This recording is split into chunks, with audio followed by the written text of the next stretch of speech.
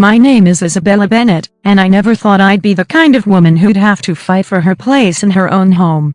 It was a Saturday morning in our cozy two-story house in Austin, Texas. The kind of place where the sun spills through big windows and makes the hardwood floors glow like honey. I was sitting at our kitchen island, sipping orange juice to settle my queasy stomach, watching my husband, Anthony, poke at his oatmeal like it had personally offended him. The air felt heavy, like the calm before a Texas thunderstorm, and I knew something was coming. After 3 years of marriage, I could read Anthony like a book, his fidgety hands, the way he avoided my eyes, the little cough he gave when he was nervous. He was about to drop a bomb, and I had a sinking feeling it was about his family. Let me back up. I grew up in a small town outside Austin, raised by my mom, who worked 2 jobs to keep us afloat after Dad left. She taught me to stand tall, but I always craved a big, messy, loving family. One I thought I'd found with Anthony. He's a high school history teacher. All charm and easy smiles. But his family, that's another story. His mother, Barbara, a retired nurse, treats him like he's still 10. And his sister, Lily, a 28-year-old influencer, thinks the world revolves around her. I've spent years biting my tongue, smiling through Barbara's suggestions about my cooking or how I organize my pantry, all while Anthony nods along like it's normal. That morning, as I traced the rim of my glass, I braced myself for whatever Anthony was holding back, hoping it wouldn't ruin the life we'd built in this house we'd painted together, dreaming of a future with kids and maybe a dog. But the way his spoon clinked against the bowl told me this wasn't going to be a good day. Anthony finally set his spoon down, the clink echoing in our quiet kitchen.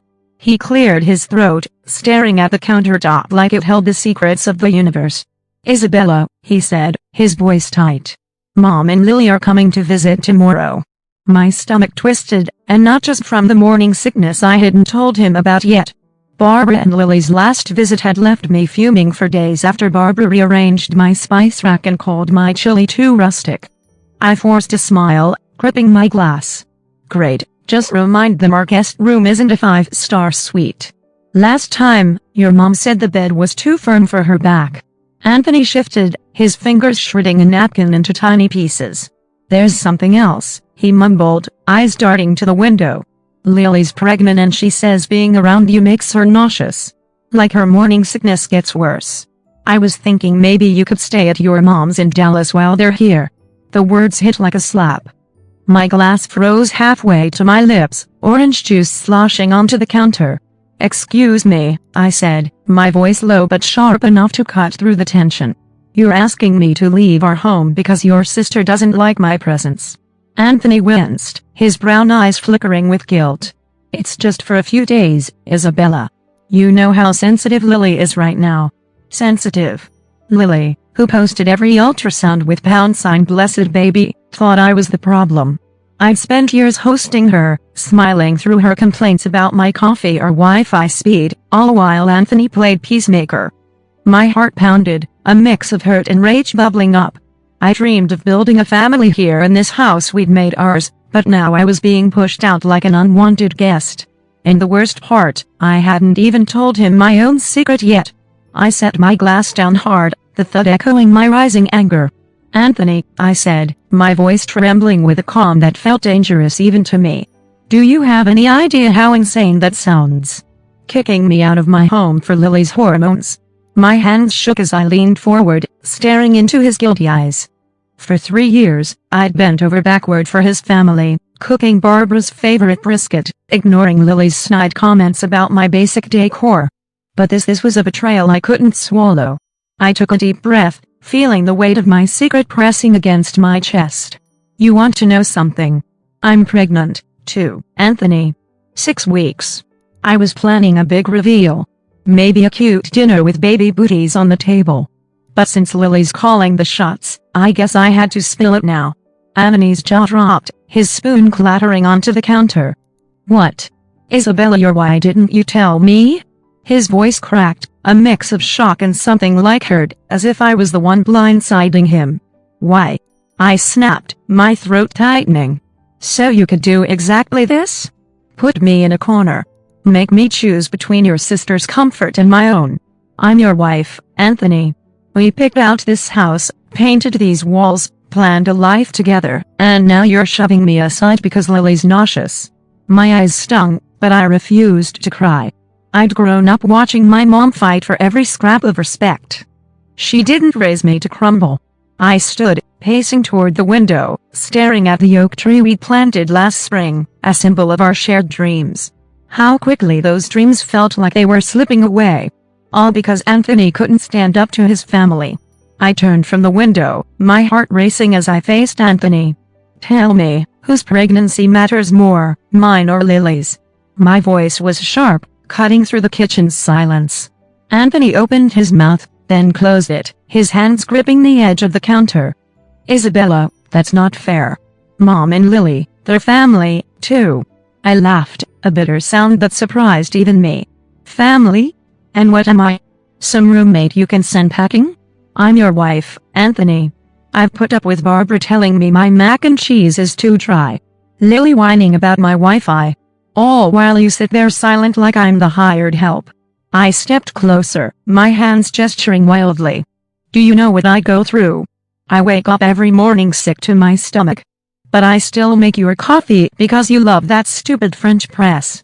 I gag at the smell of your gym clothes, but wash them anyway because that's what you do when you love someone. And now you want me to drive to Dallas alone, pregnant, because Lily can't handle me in my house. My voice broke, but I pushed through, fueled by years of swallowed frustration. Remember our wedding? You vowed to stand by me in sickness and in health. Where's that vow now? If Lily's so sensitive, let her stay at the Marriott downtown. They've got fluffy pillows and room service. She'll survive. Anthony's face pulled, his fingers raking through his dark hair. Isabella, you're blowing this out of proportion. It's just a few days. But I wasn't done. I pointed to the fridge where our wedding photo hung, faded, but still there. That's us, Anthony. Not your mom. Not Lily. Us. So, why am I the one being asked to leave? The question hung in the air, heavy as the Texas heat outside. Anthony slumped back in his chair, his eyes darting to the floor like a kid caught sneaking cookies. Isabella, I didn't mean it like that, he mumbled, his voice barely above a whisper. Mom and Lily, they're going through a lot. Lily's pregnancy hasn't been easy, and Mom's just trying to help her. I felt a fresh wave of nausea, not from the pregnancy, but from the sting of his words. And what about me? I shot back, my hands planted on my hips. I'm pregnant, too, Anthony. I'm throwing up every morning, but I still drag myself out of bed to make sure you've got breakfast before you head to school. I'm terrified about becoming a mom, but I don't get to whine about it because I'm too busy keeping this house together while your family treats me like I don't belong. He looked up, his brown eyes pleading. I know you do a lot, Isabella. I'm not saying you don't, but Lily's sensitive right now, and Mom thinks, oh, Barbara thinks. I cut him off, my voice dripping with sarcasm. Let me guess, she thinks I'm not good enough for you, just like she thought my lasagna was too heavy at Thanksgiving. And you? You just nod along like always. I paced the kitchen, my bare feet slapping against the tiles.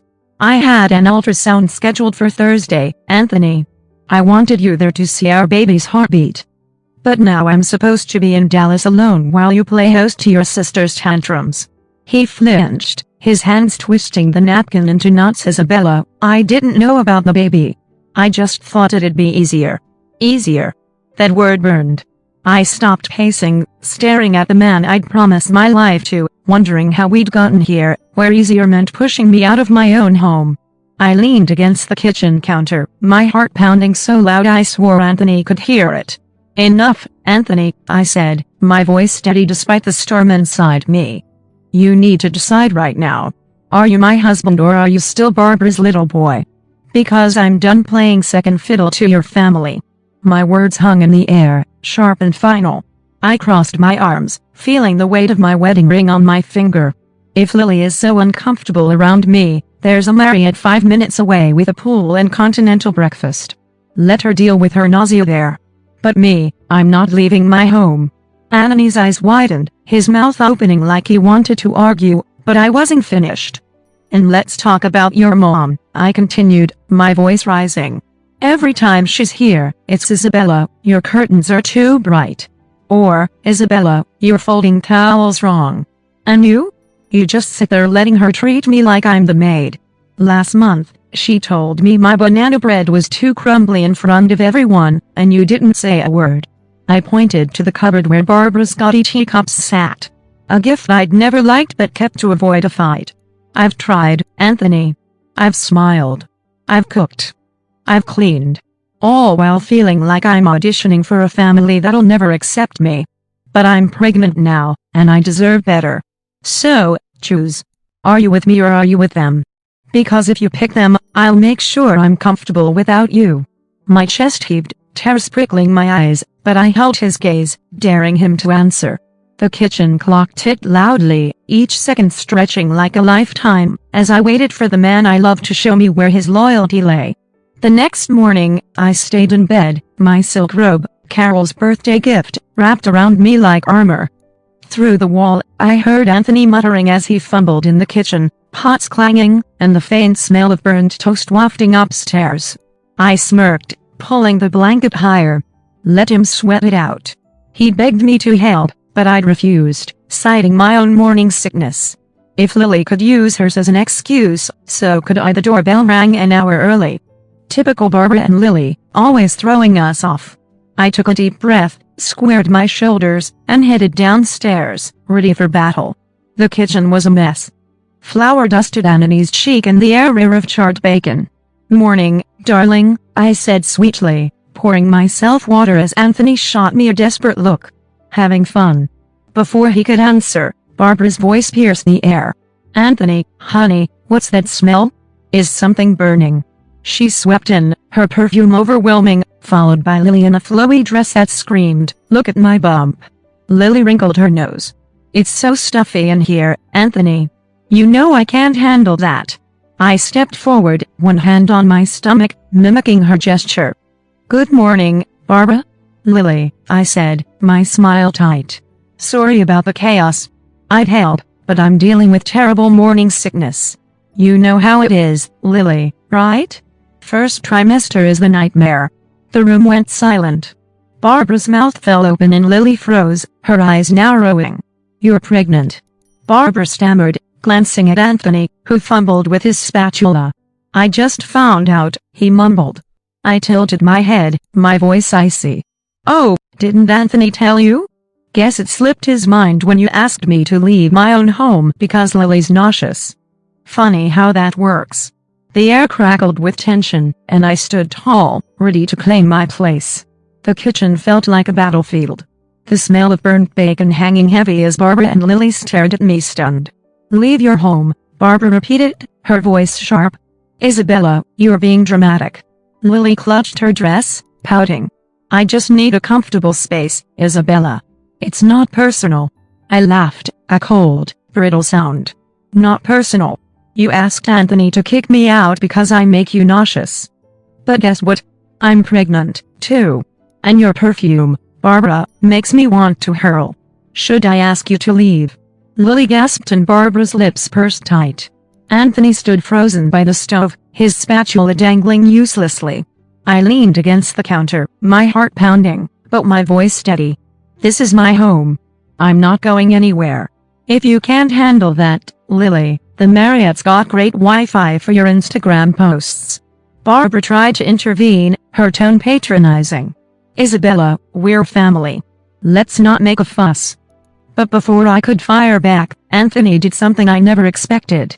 He turned off the stove, wiped his hands, and stepped beside me, his arms sliding around my shoulders. "No, Mom," he said, his voice firm. "Isabella's right. This is her home, and she's my wife. She's carrying my child. If you can't respect that, there's a hotel 5 minutes away." My breath caught, terror stinging my eyes, not from anger, but from the shock of him finally choosing me. Lily's pout faltered and Barbara's eyes widened like she'd been slept. "Anthony Lily WHED," but he shook his head. "Enough, Lily. We're done." His hand tightened on my shoulder, grounding me, and for the first time in years, I felt seen. The room was silent, the weight of his words sinking in, and I knew this was the moment everything changed. The silence in the kitchen was deafening, broken only by the faint hum of the fridge. Bra sat down heavily, her usual composure cracking. "Well," she said, her voice softer. "Maybe we got carried away. Isabella, congratulations on your pregnancy." Her words felt forced, but I nodded, wary of her sudden shift. Lily, still pale, mumbled, "Yeah, congrats. It's nice. Our kids will grow up together." Her tone lacked warmth, but it was a start. I crossed my arms, glancing at Anthony, who still stood by me, his arm a steady anchor. "Thanks," I said, my voice cool, but civil. "But let's be clear. We're all adults here. If we are going to share this space, it's with respect. No more Isabella, your cooking's off. Or Isabella, leave your home." Barbara cleared her throat, smoothing her blouse. "I could help with meals," she offered, glancing at Lily. "For both of you. No spicy sauces. My chili days are over." I raised an eyebrow, surprised but cautious. "That'd be nice," I said, testing the waters. Lily shifted, her pout softening. "I'm not great with smells either," she admitted, almost human for once. "Maybe we can figure it out together." Anthony squeezed my shoulder, his eyes meeting mine with a flicker of relief. "Deal," he said. "I'll handle breakfast tomorrow without burning it." I smirked, the tension easing just a fraction. "We'll see about that." The air felt lighter, like the first breeze after a storm. We weren't a perfect family, but for the first time, it felt like we might find a way to coexist. I looked at the oak tree outside, its leaves swaying, and thought maybe our little family, mine, Anthony's, and the one growing inside me, could grow strong, too, if we fought for it. That night, as the house quieted, Anthony and I lay in bed, the moonlight filtering through our bedroom curtains. He turned to me, his hand finding mine under the covers. "Isabella, I'm sorry," he said, his voice low and earnest. "I was wrong to even suggest you leave. You're my family, you and our baby. I promise I'll do better." His words wrapped around me like a warm blanket, soothing the ache of the past 2 days. I snuggled closer, resting my hand on my stomach, where our future was just beginning.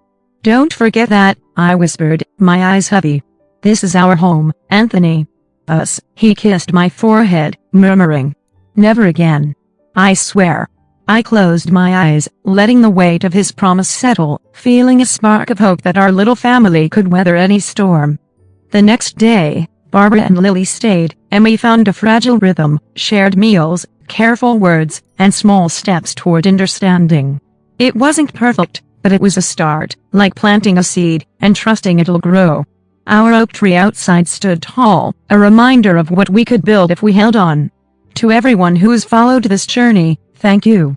You've walked with me through hurt, fights, and that moment when Anthony finally stood by my side.